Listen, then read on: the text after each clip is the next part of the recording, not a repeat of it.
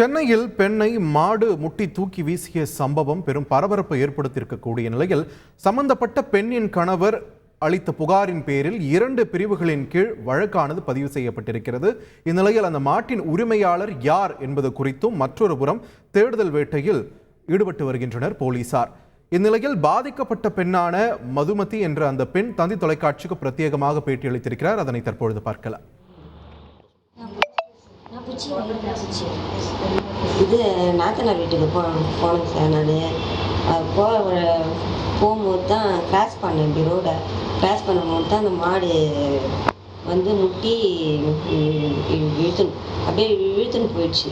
முட்டி இழுத்துன்னு போய் அந்த வண்டியிலலாம் தலை இடிச்சிங்கன்னா அது கொம்பு வந்து தொடையில் நல்லா உள்ள அப்படியே குத்தி அப்படியே இழுத்துனே போயிடுச்சு. மூஞ்செல்லாம் தரையில் அப்படியே தேய்ச்சின்னு போய் நாத்தனார் வீட்டாண்ட எடுத்துன்னு போய் விட்டுச்சு.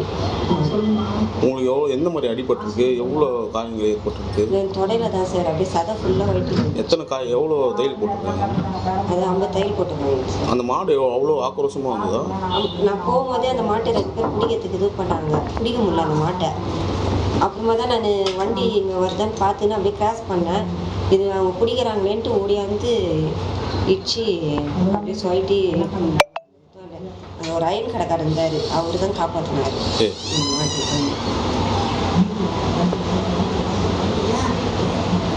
உங்களுக்கு ஏதாச்சும் செய்திகளை உடனுக்குடன் தெரிந்து கொள்ள உடனே சப்ஸ்கிரைப் பண்ணுங்க.